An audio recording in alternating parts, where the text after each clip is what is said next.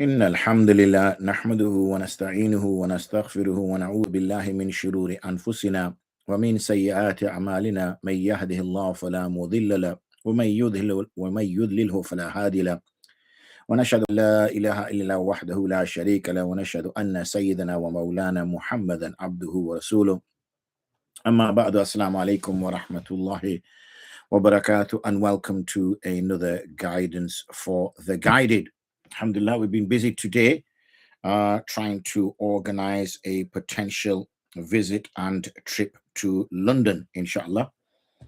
So if that does go well, inshallah, then there may not be a guidance for the guided for a few days whilst I'm in London. I'm sure we will have other programs, but we may not have guidance for the guided because at such a late hour, there's a few other things I need to do whilst down in London. Inshallah, I have a few responsibilities and engagements. But anyway, that's what we're trying to plan for next week. So if you are in and around London, inshallah, then please do catch us in one of the venues that I will possibly be at, inshallah.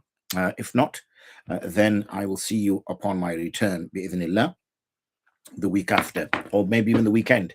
So we can catch each other then. But anyway, before that, we still have work to do.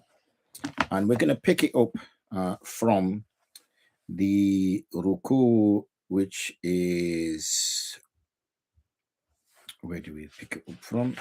We pick it up from the ruku here, which is أعوذ بالله من الشيطان الرجيم بسم الله الرحمن الرحيم يا أيها الذين آمنوا لا تقربوا الصلاة وأنتم سكارى حتى تعلموا ما تقولون ولا جنبا إلا عابري سبيل حتى تغتسلوا. So we're talking about the rules of Salah and about when a person can and can't pray Salah and in what state they can and can't pray Salah. And we find, for example, that there is a ayah which seems to give the impression that drinking alcoholic beverage is permissible. Let me translate it for you. All those of you who believe, don't come close to Salah whilst you are intoxicated or inebriated. Hatta ta'lamu, till you know what you are saying. Okay, so some context to this. When the prohibition of alcoholic beverages came in, it didn't come in almost immediately. It came in staggered over a period of time. Initially, the Quran expressed disdain, and the Quran expressed its detestment to the consumption of alcoholic beverages. And it admits that, yes, people do find some benefits in drinking alcoholic drinks. Helps a person relax, for example, helps a person unwind. If a person is highly stressed, it makes them forget about their problems for a short while. It makes them a bit giddy. It makes them a little bit kind of in a happy mood. So people can see some benefits to it. Of course, obviously, then once the feelings and the effects die down, then a person is having to deal with a hangover, is having to deal with headaches, maybe even nausea, and feeling very uncomfortable. For that little period of those couple of hours, though, that person can feel a little bit cheery. So therefore, the Quran admits that, yes, people can see some benefits in it. However, the negatives outweigh the positives, and there are many negatives associated with it. In fact, if you look at many of the causes of violence or deaths on the road or anything of this nature, you'll find alcohol is at its core, at its source. Now, people will say, well, it's not really the alcohol that's causing that. It's the people that are drinking it. Of course, it's the people that are doing it. That's exactly like saying it's not the guns which are killing people. It's the people with the guns that are killing people. Of course, guns don't just kill people on their own. Alcohol doesn't just kill people on its own. It is humans consuming it, humans taking guns, and then, unfortunately, taking the life of others. So that's something said. Then we see this next kind of level of ayats in which coming to the salah or coming to the masjid whilst intoxicated was made illegal. And finally, then, the ruling comes about making alcoholic drinks illegal altogether. So you'll find that when there's certain behaviors or certain practices which are embedded within society, the Quran doesn't try to remove them all in one go. Why? Because there's going to be a natural knee-jerk reaction. There's going to be a natural kind of people feeling uncomfortable. There's going to be a natural where people are going to think, well, I don't want to do that. I want to carry on drinking. And this can be a potential weakness for people, and it could potentially leave them confused about their faith. So for that reason, we find that the prohibition comes over a period of time. Okay, the prohibition comes over a period of time. It doesn't come all in one go immediately. It comes over a period of time. In the same way, for instance, here we see in this particular ayah where it says, "La taqrabu salata wa antum sukara." Don't come close to prayer whilst you are intoxicated. So that has been made illegal. So now we can see the context. That's why many of the time when ulama are doing tafsir, they'll always say, it's important you look at the context. And people will want to kind of wash that away, saying, well, that's just an excuse. Of course, it's not an excuse, because if somebody looks at this now without looking into this context and not understanding the rules of abrogation and not understanding chronological order of verses, will assume from this that a person can drink alcohol. The only illegality is that he shouldn't come close to salah when he's drinking alcohol. It's not that alcohol itself is forbidden or alcoholic drinks are forbidden. It's only when a person, and it also says when you are intoxicated, which means that if you have a glass or two, then a person doesn't become intoxicated. Obviously, depends on his fat content. But a person who drinks a glass or two does not become intoxicated. A person would have to drink a reasonable amount of alcohol in order to be intoxicated. And therefore, and this is the danger of people who are arrogant and people who think they know best, is that they will take these ayats and verses and they will develop their own religion. And that shows that if a person who doesn't really have the correct sound knowledge can be misguided by the Quran itself. Obviously, his misguidance is down to his interpretation, but he's actually using a verse of the Quran to adopt that. So I hope that I've been very clear now. This was a staggered, a change of bringing the illegality of alcohol over a period of time, allowing the Meccans who drinking alcoholic drinks was at the bedrock of their kind of get-togethers, especially when the men got together. They would drink and they would talk and they would laugh and they would, have a joke at each other, and they would, share couplets with each other, and they would share stories. That was their form of entertainment. Obviously, there were no such thing as TVs. There was no theater. There was no plays. There was no sports or anything like that. So really, the men would get together late in the evening in places, that they would just sit and talk, and they would, do these kind of things until late in the night, and then they would go home and go to sleep. So slowly trying to remove this from society is why you get this gradual gradation of impermissibility. So don't come close to the prayer whilst you are intoxicated until you know what you are saying. As I said, you have to be in a serious state of intoxication to not know what you are saying. Similarly, wala junuban, neither should a person in a state of janaba illa abiri sabilin, except a person who's crossing the path, hatta taghtasilu, until he has made ghusl. So a person who is in a major state of ritual impurity, either because of intimacy or because of a woman completing her menstrual cycle, then those will not be, or those individuals will not be permitted to go to the masjid until they have performed ghusl. Hence the reason why we get lots of these questions when women in particular who are in their menstrual cycle, can I perform, my hajj now? And yes, you may be able to perform certain rites of hajj, like your sa'i, and even staying in Mina and going to Muzdalifah and going to Arafah. But the problem you have, obviously, is doing the tawaf around the Kaaba, because the Kaaba is in the masjid, Masjid al-Haram. And how are you going to enter the masjid if you are in a state of janaba? And likewise, then performing a ritual act of worship, which is circumambulation, which is considered like salah, it is akin to salah, would make it also impermissible. So now we understand these things.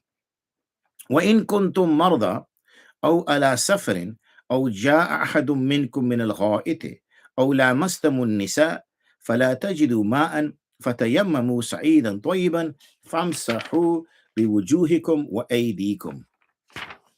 And similarly, if you are ill, okay, so you are ill, or you are on a journey, or one of you has come from the lavatory to answer the call of nature, or lamastamun nisa, which literally means you have touched a woman with your palm, falam tajidu ma'an, and you cannot find water, fatayammamu, then make tayammum. Tayammum is what is referred to as dry ablution. Using sa'idan tayyiban, using pure earth, famsahu, and wipe with it, biwujuhikum, your faces, wa aydikum, and your arms. Okay, so this is a new practice that is being shared with the Muslims, that there are certain cases where a person might not find water and he needs to make ablution. What does he do in those cases? That's number one. And secondly, also points out that there are certain cases where a person would require to make ablution. In some cases, they would be required to make ghusl, but they would be required to do some kind of purification process, either returning from the lavatory. Okay, so this is either answering the call of nature, urinating or defecating, or touching a woman. Now, and this is where the usul comes in. If you remember yesterday or the day before, I spoke about in some cases the Quran is ambiguous. And the reason why it is ambiguous is to have that rahmah for the world. That rahmah being that it became, it was acceptable for this kind of what's the word I'm looking for? This ikhtilaf, that's the word I was looking for. This differences of opinion that exists within the legal schools. Now, this is actually a rahmah. This is a mercy, and this is a mercy for people in order for them to be able to stay within the broad understanding of Islam, within those kind of mindsets. Oh, la mastamun nisa. So when we look at this word la mastamun nisa, either we interpret it literally. And if we interpret it literally, then how can touching a woman nullify a person's salah? What's the causative effect here? What's the cause that's nullifying a person's salah by touching a woman? And so if we look into this, we then find obviously that we can't interpret it to mean literally, because then a person would be making wudu all the time, and there's no, apart from this ayat which talks about it, there's no the understanding that we get from hadith or anything where touching a woman would bring about wudu. So there's a group of scholars who take this to mean literally, which means if a person touches a woman, they become in a state of requiring ablution or ghusl. And there's another group who say, no, you can't take this literally because it wouldn't make sense. So let's talk about the people who take it literally. So the people who take it literally say, we have to exclude children in this. Otherwise, if a person's picking a baby up, and the baby is a female child, then he's going to have to make wudu every time he picks a baby up. So it can't be babies, okay? So they excluded nabalighs. The next thing was that, okay, what if a person is, with his wife and he high fives his wife or something, or he rubs her head or something? What about mahram? So then they said, okay, that's a fair point. So they excluded mahram as well. So then they said, this la mastamun nisa is referring to if you touch a ghair mahram adult woman, then that will nullify your wudu. Others said, no, we can't accept that literal meaning. This must mean something else. What they did is they took the figurative meaning. That the figurative meaning here is that when you have intimacy with a woman, that's what it means by touching a woman. The language is used in this way, but figuratively, this is what it means. And this fits in with the body of ahadith, as well as, the Quran, generally speaking, in that intimacy brings about the need for ghusl, the need for ritual purification. And that's the position which the Hanafi legal school takes, that this is in reference to intimacy, which brings about ghusl. So if we take that view, that if a person has been to the bathroom to answer the call of nature, or has had intimacy with his wife, and he doesn't find any water, what should he do? Okay, then he should make tayammum using pure earth, famsahu, and he should wipe with it his face and his arms. Okay. There's also a story that comes in the body of the hadith, which refers to Aisha radiallahu anha, that when she was resting, she lost her necklace. So they only had a certain amount of water, and that water was enough to drink. And they didn't have enough water to make wudu, but they didn't think they needed, because they thought by the time the salah time comes in, we would have already set off and we would have made it to our destination. Everything would have been fine. However, they didn't know that the necklace would get lost. And now that the necklace has got lost, they're now searching for the necklace. They're looking for the necklace. And as they're searching for the necklace, the time gets delayed. And as the time gets delayed, the salah time comes in. Now they have a dilemma. They only have enough water to drink, and they don't have enough water to make wudu, and they have no excess water. What are they supposed to do? So this verse was revealed, in which it was told to them that use the earth and make dry ablution. So what seemed, and so basically when Aisha has lost this necklace, she's looking for it. When obviously they get up to go, the camel stands up, the necklace was lying under the camel. So the Sahaba say that there is always some khair that comes to us through the family of Abu Bakr, meaning that had that necklace not got lost, what we thought was a problem was actually a solution for the ummah, for the time, for time going on. Because there are many times when people, either due to illness or due to incapacity or due to lack of water or the inability to get water, are stuck in a situation where they can't make ablution with water.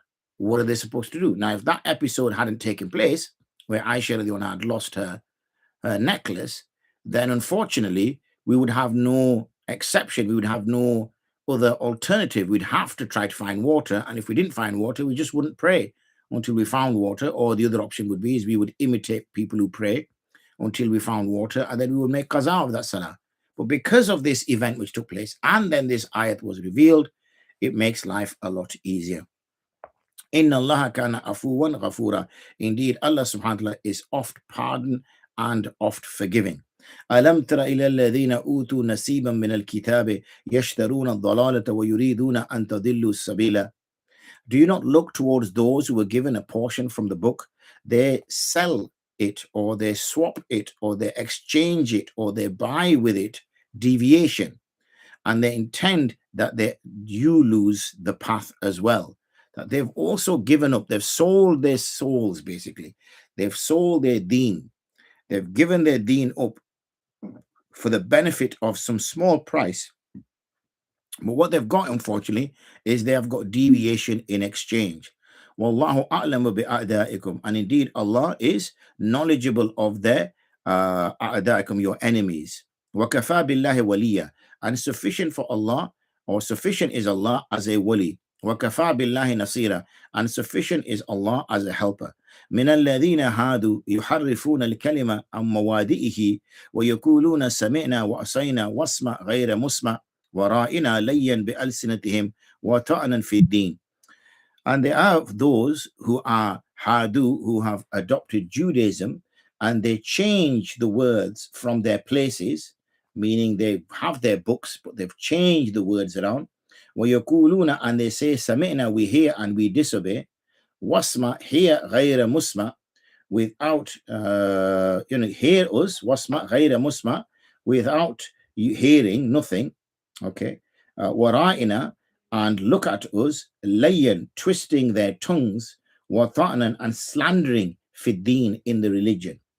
So this is an unfortunate practice that we saw, or that has existed, and now we're seeing it even in Islam, where people are looking at the verses and now changing the meanings, what's referred to as tahrif, changing what verses mean. So we've had 1400 years worth of interpretation by the ulama, the mufassirun, interpreting these verses for us, and now we're starting to get completely different versions and explanations that we've not come across before.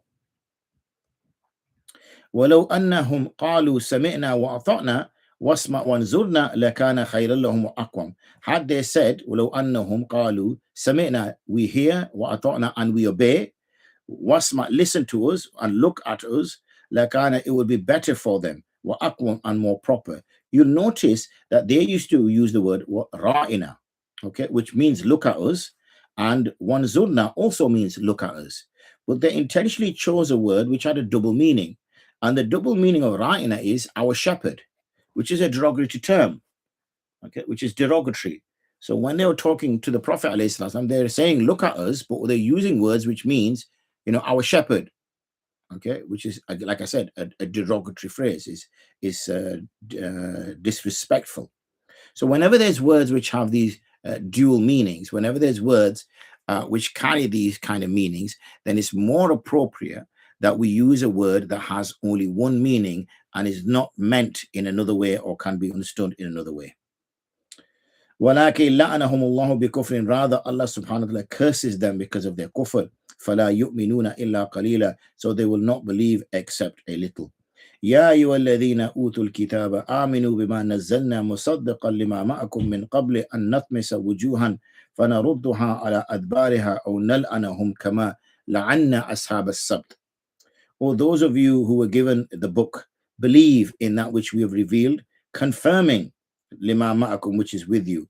Min qabli an natmisa, before we transform your faces, fanarudduha ala adbari, and we turn them towards their back. Or nal'anahum, or we curse them like the way we cursed the people of the Sabbath.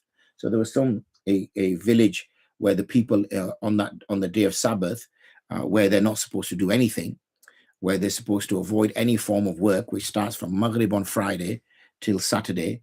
And this particular village, what they decided to do was they decided to ignore the laws of the Sabbath because they were fishermen, and they saw that the fish, strangely enough, were mainly appearing on the Sabbath, on Saturday. So they thought, look, the day we can't fish, the fish are there's more fish, there's an abundance of fish. So one chap had a bright idea. So he said, what we'll do is we'll place our nets before Maghrib on Friday. And what will happen is that the fish will, when we leave them before Friday, we can do that because the Sabbath, Maghrib on Friday, because the Sabbath hasn't started. But our nets will be there, so the fish will get caught, and then we'll collect the nets after Maghrib on Saturday. We've not broken the law, and we've also got the fish. It's a win-win.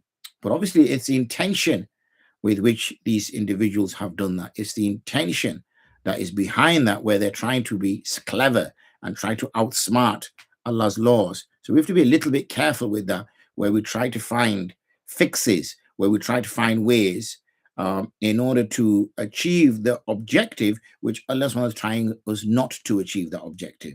So in this case, Allah did not want those people on the Sabbath to be fishing. He did not want them to do that so that they would not get the fish, so they would trust more in Allah. But what they did was said, well, okay, even though Allah's told us not to get the fish by not fishing, we still want the fish. So it's the principle that Allah had the issue with here. وَكَانَ أَمْرُ اللَّهِ مَفْعُولًا, and indeed the order of Allah is executed. إِنَّ اللَّهَ لَا يَغْفِرُ أَن يُشْرَكَ بِهِ وَيَغْفِرُ مَا دُونَ ذَلِكَ لِمَن يَشَاءُ. Indeed, Allah لَا يَغْفِرُ أَن يُشْرَكَ, He does not forgive that you ascribe partners with Him. Okay, will never forgive that you ascribe partners with Him. وَيَغْفِرُ مَا دُونَ ذَلِكَ, however, He may forgive anything which is less than that to whoever He wills. وَمَن يُشْرِكْ بِاللَّهِ فَقَدِ افْتَرَىٰ, and whomsoever ascribes partners with Allah, then indeed he has invented or fabricated ithman azima, a great sin. Alam tara ila alladhina yuzakkuna anfusahum, do you not look at those who claim piety for themselves? They act pious, they pretend to be pious. Balillahu yuzakki man yasha, rather it is Allah who determines the piety of a person. So it doesn't matter how many titles you put in front of your name, or it doesn't matter in the manner you walk amongst the people, or you have a haughtiness that you're trying to act pious, or as they call it, fake humbleness or something of that nature.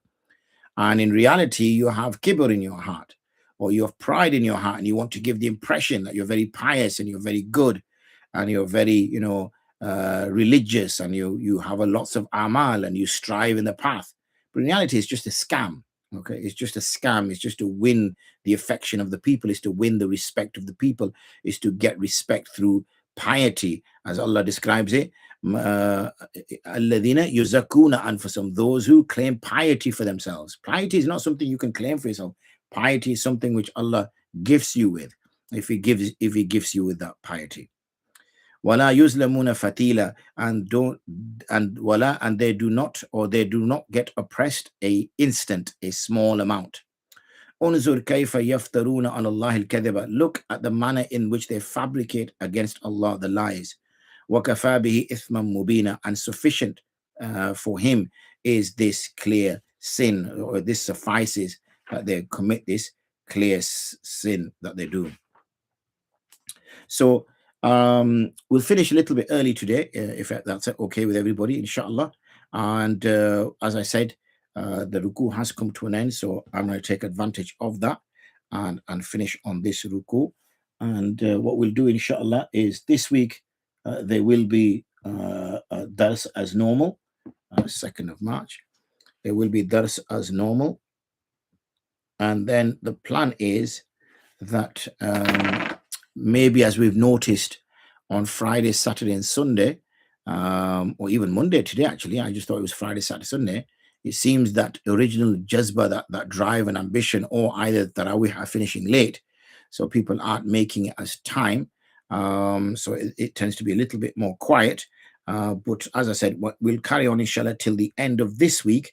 And then there's a high likelihood that I could be traveling from Monday, inshallah. And if that is the case, then we won't be having guidance for the guided from next week onwards, inshallah, for the week or so, or the few days I'm away in London. Once I return back from London, inshallah, then we will carry on. So yes, few more days before we organize that trip. Make dua that all goes well on this side, so that we can plan that down there and get to meet some of you people. Jazakum khairan wa akhiru da'wana and alhamdulillah rabbil alamin. Assalamu alaikum wa rahmatullahi wa barakatuh.